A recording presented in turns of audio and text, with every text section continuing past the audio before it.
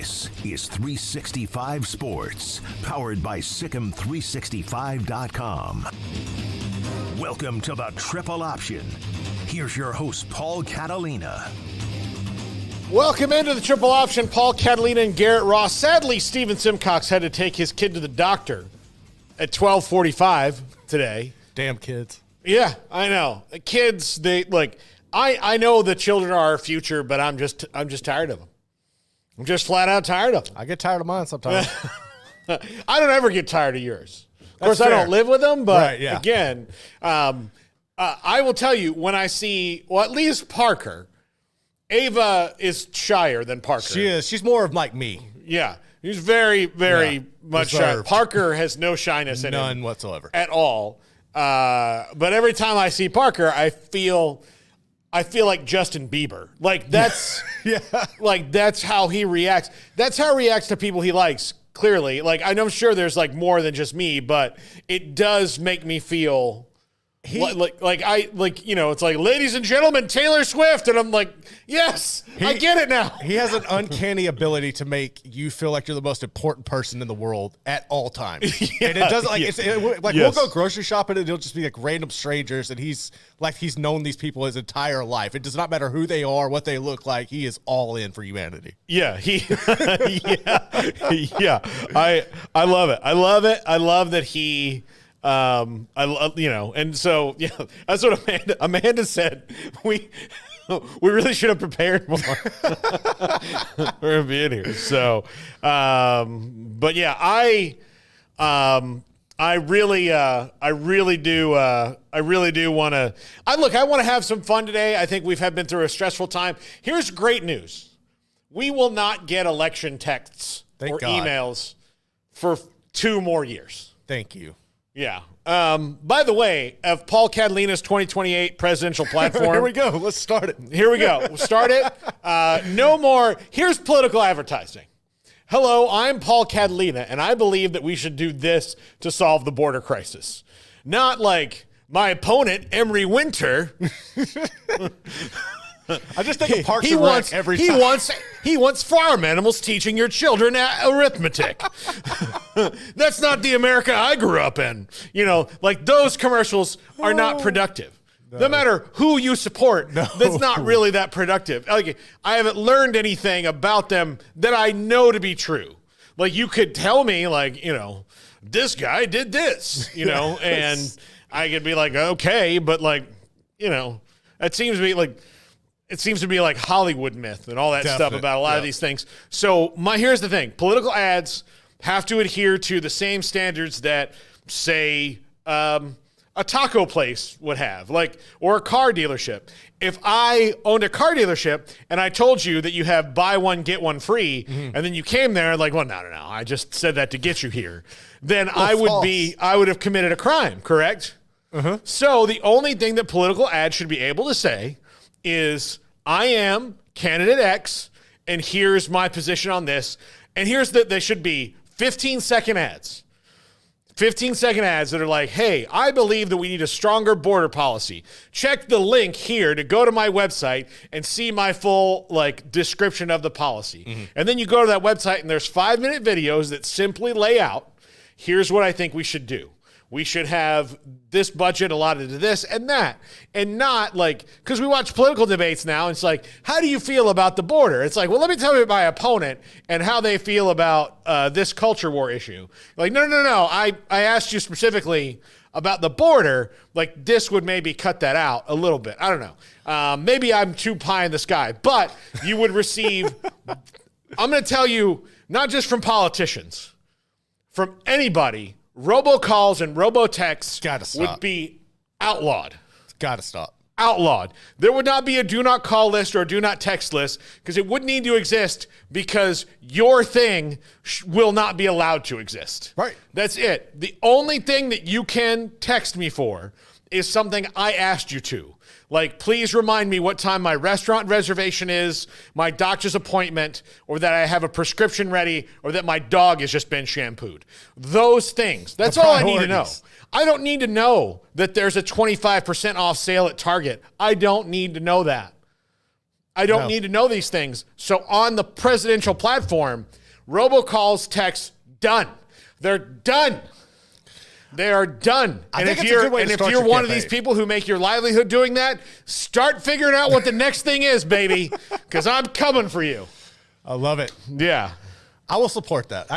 Dude, like I have gotten so many just ridiculous texts. It was from both sides. Like it was blowing me up every day. It was stupid, as annoying. I hate politics. So this time of year just absolutely drives me crazy. Yeah.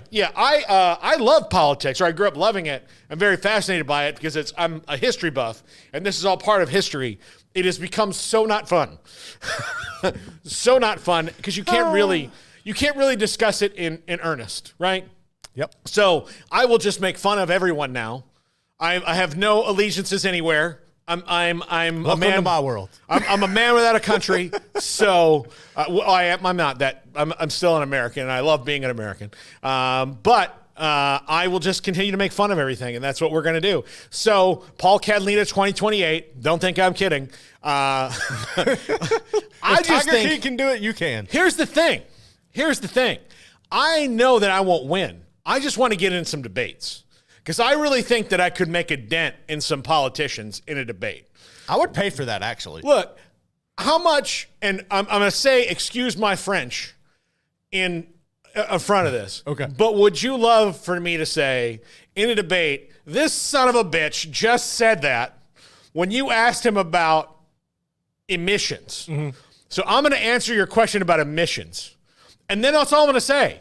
That's all you got to say. Like, I'll be like, hey, here's the thing. We need to lower emissions because we need good air quality. So we need to work with engineers and scientists to make sure that happens in the best way and fix our electrical grid and blah, blah, blah, and move on. Like, I will not be like, well, the ridiculous Democrat policy or the ridiculous Republican policy. I'll just say, here's what we're going to do. Like, I'm not going to criticize the other side. I'm just going to criticize them of saying, like, you asked him about this, and then he said, but my opponent, back in 1991 did this. So like, no. So irrelevant. Yeah. No. Here's what we're going to do about emissions. And then that's how I'm going to win a debate. And then, like, in my closing argument, for example, if I was doing it here, I would mention how, like, for Congress, I would mention how our congressman got defeated in a district that only votes for his party really badly and then moved to ours.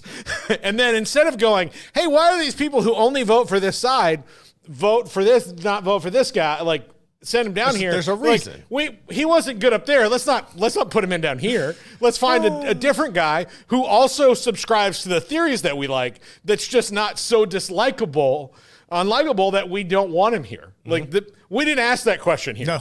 We're just like, oh, he's on our team now, let's go. That was it. Not like, hey, why you were on our team in the other place before, and then they didn't want you. We'll take you down here. Yeah, we got you. No. So stupid. Yeah, so it's silly. But that all being said, I think it was a great night for the college football playoff seeds to come out. Yeah. I'm going to call them, we got to try calling them seeds. I know we want to call them rankings, but they did actually seed last night, which I think is much more productive than what they were doing before. I do too. They're telling you, here's what it is. Now, look, there are teams that have legitimate beefs. And I will say there are the teams that are ranked in the immediate 4 to 5 spots after Alabama. Alabama has they're 6-2. They have no business being the 11th seed. No, not at all.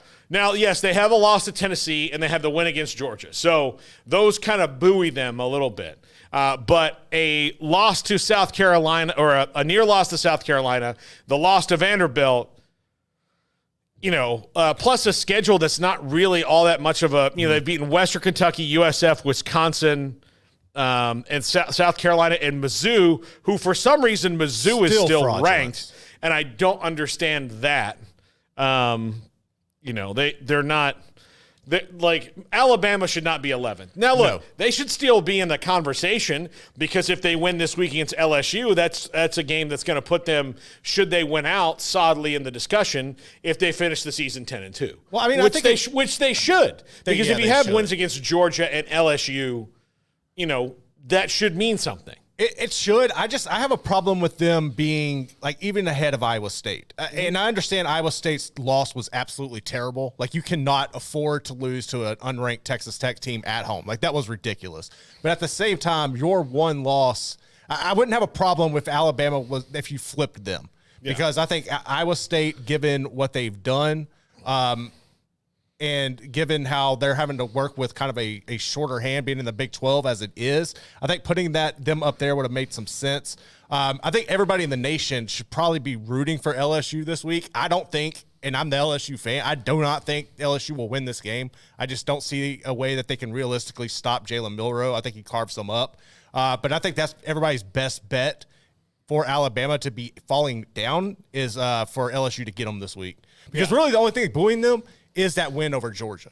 Yeah. And if Texas would have beaten Georgia, Alabama wouldn't be where they're at. Yeah. I believe that. Yeah, absolutely. So Iowa State has beef. SMU doesn't have a whole, like they're 13th, so they're kind of sitting pretty to get in if they keep winning. Yeah, but I mean, but to their extent with Alabama, exactly. That's where I was going to go. SMU's only loss is to the 9th-ranked team.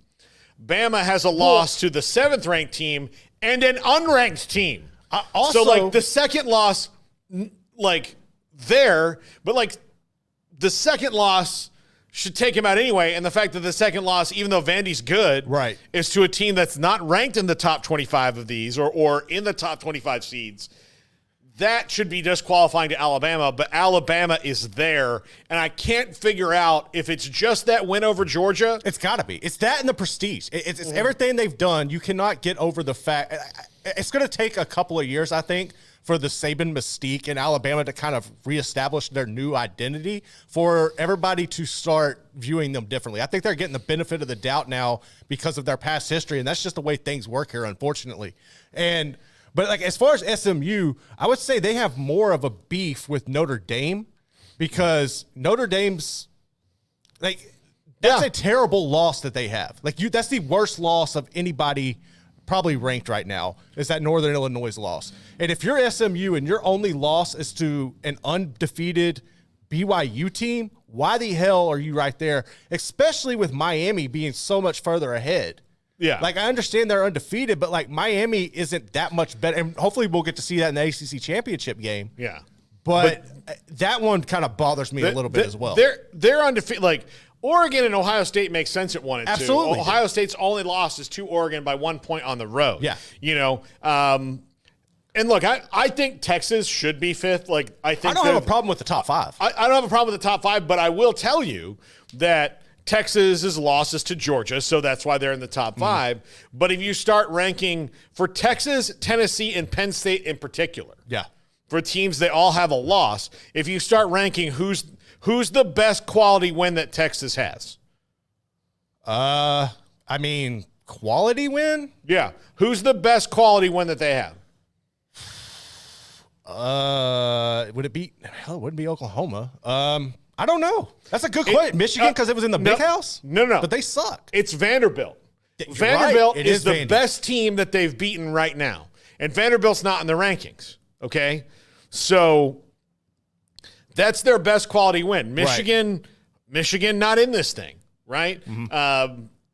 You know, they also have the win, you know, over Oklahoma. Oklahoma, we know, not in this thing. Yeah, they're not. So their best quality win is Vanderbilt over no one who's in it. And again, so SMU, but BYU is behind them. Mm-hmm. Their best quality win is over a ranked team. Yeah. So yeah, SMU, you know, and look, SMU doesn't have a spectacular win on their schedule overall by things, but they just drilled Pitt, who's in the rankings, right? And they beat Louisville, who's in the rankings. And they also just came up from Power 5. Yeah. Like, I mean, that's got to count for something. I'm sorry. Yeah. So they're in their new conference, and they've beaten – dominating. They're undefeated in their conference right now. Right? Yes. Like, their losses to BYU, who is the number 9 team. That's team. what I'm saying. Like, by 2 points. It's ridiculous. On the road, right? Yes. So, at night, the Vampire – like – these are the things that I need explaining to me, and then I just don't get them from the thing. And the worst part about it, Garrett, the worst part about it is that we know a guy who's on the committee. As a matter of fact, of all the people who've ever been on our show, the only one with more appearances is John McClain, is Mac Rhodes, and we can't talk to him about it. I know. Hell of a time, man. Hell of a time. Are there any other ones? Like, okay, so I have a problem. I think you could make an argument, and I think they should have put Indiana and BYU, honestly, ahead. That should have been, however you wanted to take that, whether it was 4 or 5 or 6, but I think you could have placed them ahead because they're undefeated and then piled Texas and them behind them. Yeah. But I think there's a good argument to be had there. I don't think, let me see here.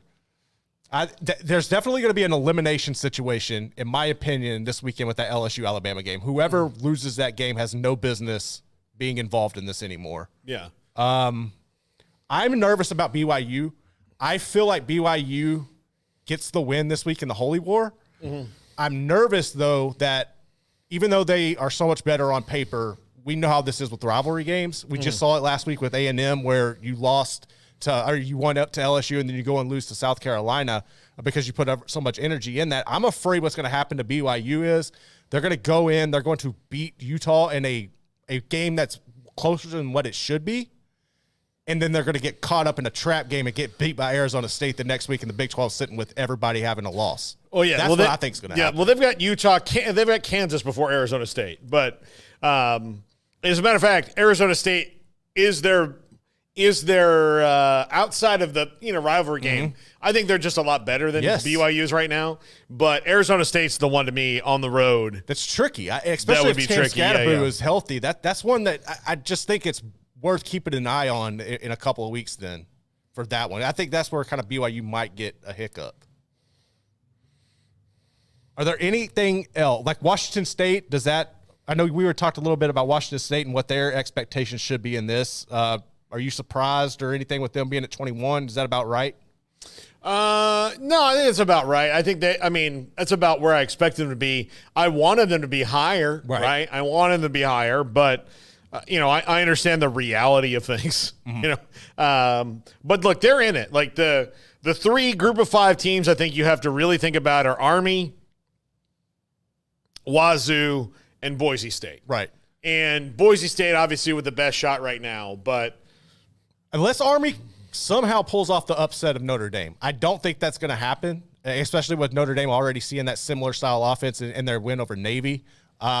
But yeah, that's one. I think Boise's positioned pretty well, especially with their only loss being to Oregon. Like the only difference really in them and Ohio State is the caliber of competition, but it's exactly the same. They got beat by about the same amount of points by the same team who's clearly the best team in the nation right now. So I think they might be do you think Boise State finishes ahead of the ACC or the Big 12 champion as far as seeding goes? Ask me that again. Okay, so as far as seeding goes, right? Yeah. Do you think Boise State's will be seeded ahead of the ACC or Big 12 champion when it's all said and done? Probably not, because that's likely going to be Miami or BYU at this point. I don't know. I think there's a better shot for them to be seated ahead of the Big 12 champion than the ACC champion, because Miami. Well, especially if it's Miami and not SMU. If it's Miami. Yeah.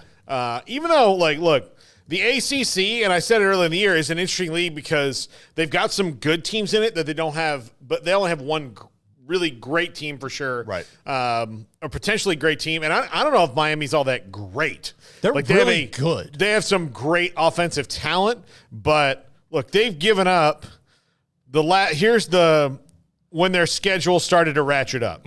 They score a ton of points, number 1 offense in the country, so they don't need that. But they've given up in the last, let's take the outlier of the FSU game out, where they only gave up 14 points. Right.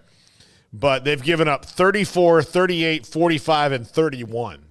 And that Duke 31 Duke's wasn't salty, like though. garbage time 31. Miami Duke was pulled putting away it on from them. them, right? Yeah. Louisville took them down to the wire. Cal took them down to the wire.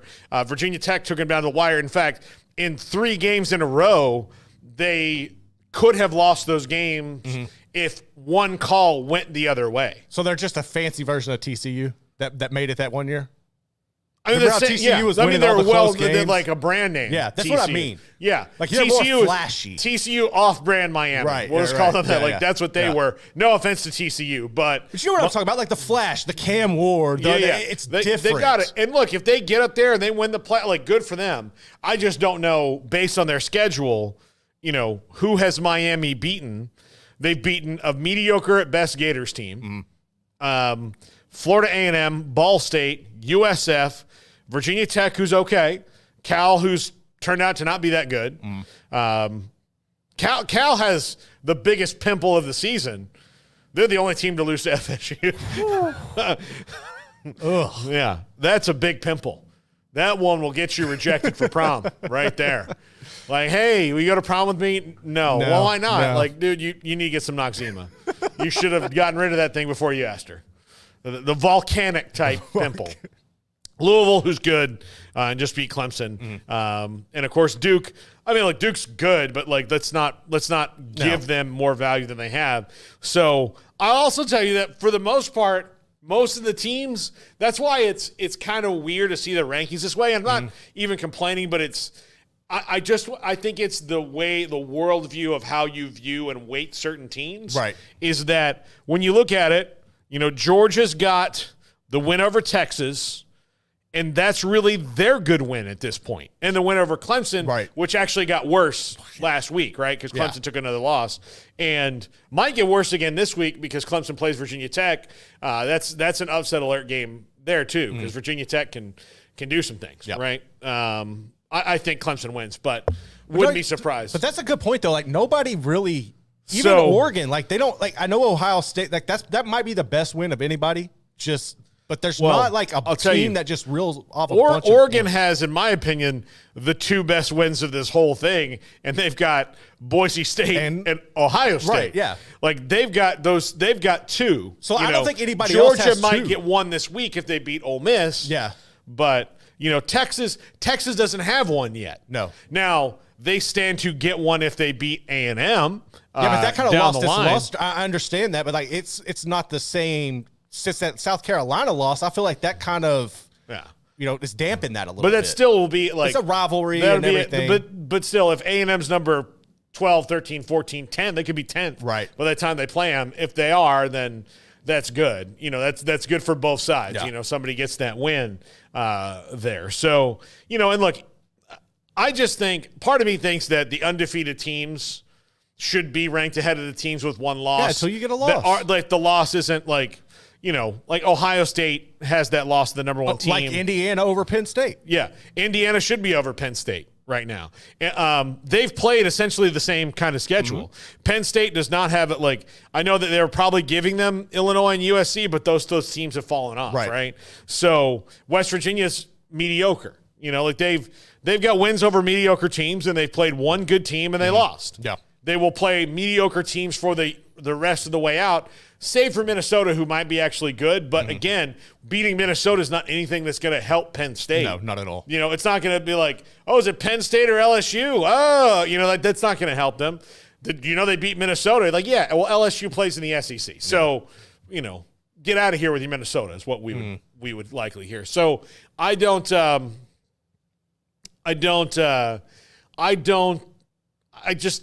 agree with the way that, like, a lot of these are set up or whatever. And I wish it was different, because we look at this and it's hard not to, but and I think this is, no matter what anybody in the committee tells me, one of the things they need to say is, this is not about what they did a year ago. Correct. Everything that you consider starts at the door of this season. It should be like that. There's no going backwards. There's no, man, Georgia's classically good. This is about this team right now. This is not about a team and a coach that won this. You're not going to put, because a lot of times they're putting the coach above everything because the coach is still there. If Saban was there, Smart is there. Like, those are the guys they're putting the coaching because they know the coach will perform right in these moments. No. Unless you're Ryan Day. But that's who they pick. Your Ryan Day hadn't been there yet, right? So they've got to start picking teams based on what is happening this season, most recently today, where the team is now. Okay? And the best example of that recently that they actually did do, if you want to apply it, okay, is Florida State going to win without Jordan Travis against these teams, even though they beat the two teams without him? One of whom was in the conference championship game. Are they going to be able to do that against Michigan or against Washington or Texas? I understand that probably not. Right. So but you need to but Florida State got no credit for any of their past history because it'd been a decade. Well, that's actually good. Then you go, well, it's still Florida State. They've got 1 million people. That was good that you didn't do that. That was good. It was good that they didn't say, you know what, Georgia and Alabama just played a great game. Let's put them both in and let's kick Texas out of this thing because they've both been better recently than Texas. And look, Texas is a brand, second to none, but overestimated though it may be sometimes. Right. It's still second to none as far as brand strength. Yeah. But they could have very well made that same argument of Alabama's only lost it to they could have done that and be like, well, we don't Texas isn't the Big 12. They could have next year we wouldn't do this to Texas. But they didn't, and they didn't do it. There was no it's not even recency bias. It's there's no historical bias. Yeah. They need to get rid of the historical bias. So, Penn State is ranked above Indiana. Why? Because Penn State's been better than Indiana for 50 years. Yeah. Well, it doesn't matter what happened. It matters what happens today. So they don't play in the regular season, do they? No, I don't think they do. Don't. See, I wish. God, that's one thing with these conferences getting so big. There's got to be a way to adjust this to where everybody can play everybody, and because it's ridiculous that you don't have these situations or these scenarios where you're in a conference and you could clearly settle this on the field and you're just left speculating. There's got to be a way to fix that. Mm-hmm. And I don't know if it'll ever happen. Probably not, but I would like to see that.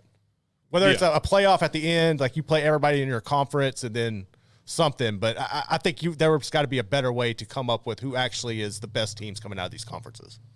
Yeah, I just want that to be the thing. I think if you had that, it would take away a lot of the power of the SEC and the Big Ten, because you would be looking at it through the lens of today and not. And look, if you still look at it the lens through today, most of the time, the SEC teams are going to look better to you because they do have really good teams, especially in the trenches. Yeah, especially they're better up front. I get that, but But Alabama's the biggest example of this right now. You cannot look at this Alabama team and tell me they are for sure more deserving than the 5 teams below them at least. No, you can't.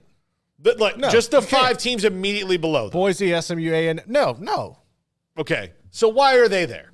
Because of the mystique. It's exactly. Everything in the past. There's no there should not be a mystique factor. It's that and their win against Georgia. That's the only reason. Yeah. Absolutely. That is it. Yeah. No. But we still see them there. So anyway, we have another short show today. This is something we're probably gonna do a little bit more of, just because it might be better for engagement, and there's no co-host, and there is. It's Garrett, but it's me and Garrett. Allows us to do some other things. Plus, you get to see. We've talked about rankings all the time. Peyton Soysher rankings right now is coming up, and he's got more for you tomorrow. Steven Simcox will be here. We've got a lot to do with him. He's going to talk about TCU. He's going to do some things. He'll be here tomorrow. We'll have the wheel tomorrow.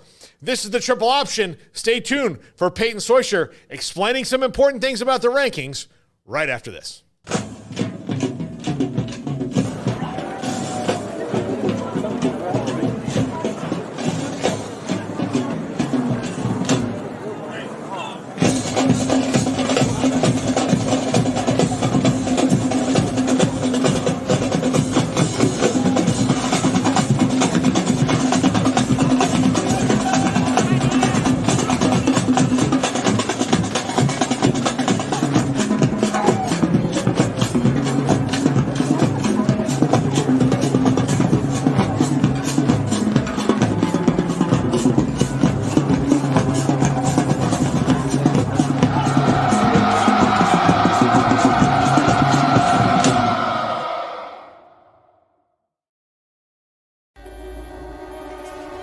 This is 365 Sports, powered by Sikkim365.com. Welcome to the Triple Option. Here's your host, Paul Catalina. Hi, everyone. Chief Rankings Officer Peyton Soysher here on the Triple Option with Paul Catalina. We finally got to see what the playoff committee was thinking when they released their rankings on Tuesday night. We saw a couple that were expected. We saw a couple that maybe were not expected. BYU a little bit lower than what people thought. Georgia a little bit higher than people thought. There was a lot to really go off of for these rankings. But here at Rankings Right Now, we don't just look at the current rankings, but we also project out what those rankings are going to be based upon what Vegas is telling us for these different games. So let's dive into the rankings right now and see where we might see these rankings move going into week 12. As you can see, there's a little bit of movement, not a ton of movement, right? You're looking at Georgia and Ohio State flipping spots, Alabama and Notre Dame flipping spots, but two of the big ones in terms of movers are LSU and Ole Miss dropping. Why is that? Well, if we go ahead and look at some of the projected scores of these games, right here, if you take a look at Georgia and Ole Miss, Georgia is a 2-point favorite at Ole Miss, right? You also have Alabama and LSU. Alabama's a 2-point favorite against LSU. Let's go ahead and use the what if simulation tool here at rankingsrightnow.com. Create a free login. It's free for everybody. Go to the what if simulation tool and let's go ahead and change both these scores at once. Let's go ahead and change it so that it is 28-26 Ole Miss.